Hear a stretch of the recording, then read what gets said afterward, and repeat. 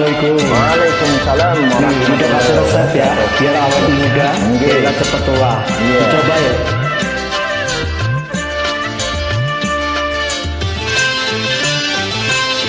Apabila Anda mau awet muda, sesungguhnya mudah sekali obatnya. Usahakan selalu gembira, walau pasang pun uang tak punya. Kalau perlu banyak-banyaklah tertawa, tetapi jangan seperti orang gila. Masuk.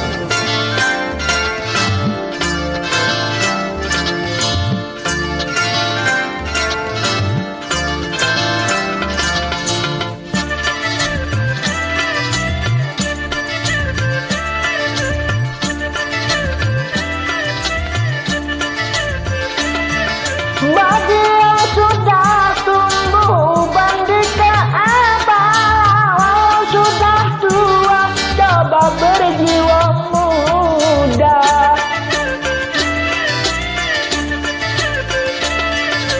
Juga bagi orang yang tak bergigi lagi, pasang gigi palsu kembali muda lagi. Kalau mau mendengar nasihat saya, pasti Anda akan melihat hasilnya. 10 tahun kan lebih muda dari usia Anda semua. Apabila Anda mau awet muda, coba lakukan saya punya bicara. Wasik.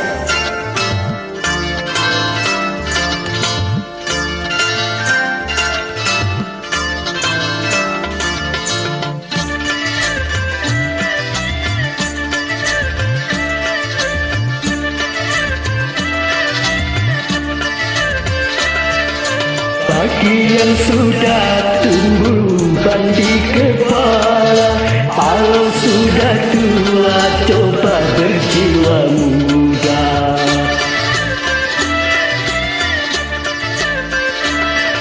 Juga bagi orang yang tak bergigi lagi, pasang gigi palsu kembali muda lagi. Kalau mau mendengar nasihat Yuda, pasti Anda akan melihat hasilnya.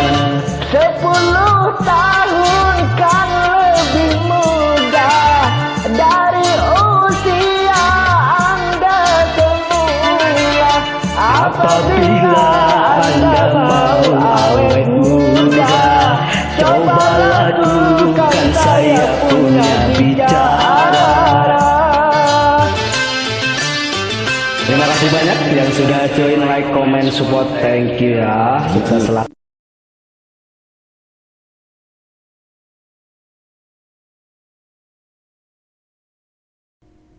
Welcome to English Grammar Spot. This tutorial is about the future tenses. In this lesson I'm going to show you how to form a future tense and when to use a future tense. Take a look at these sentences. I will help you carry those bags. She's going to work tomorrow. She's flying to London next week. The bus leaves at 6 o'clock. The prices are about to go up, and by this time tomorrow he will be lying on the beach.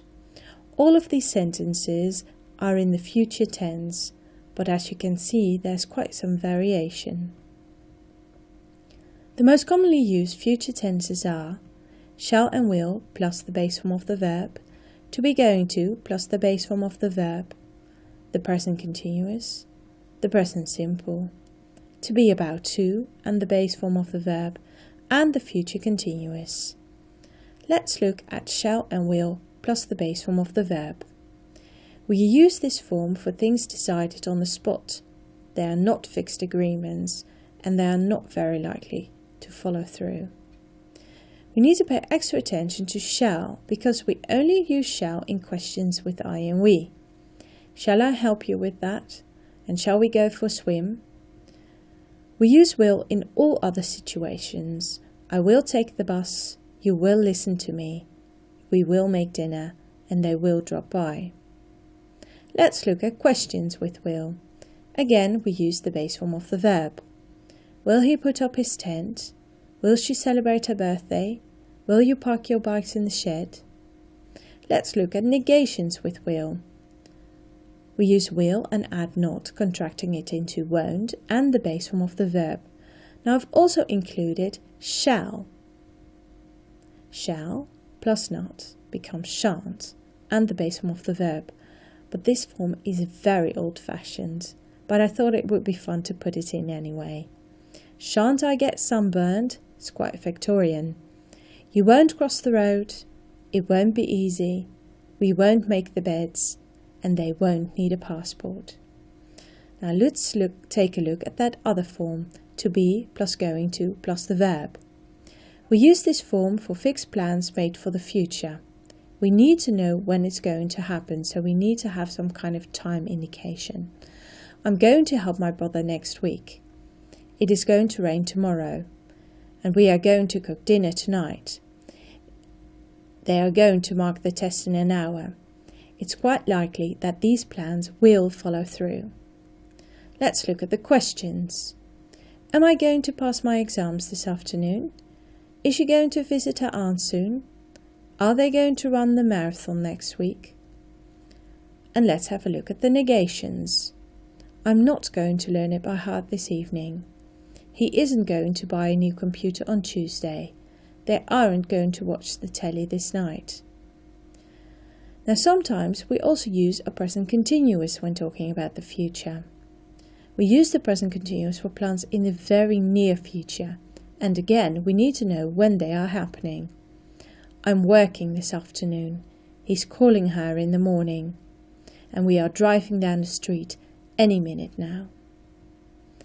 Sometimes we also use a present simple for the future, especially for fixed schedules.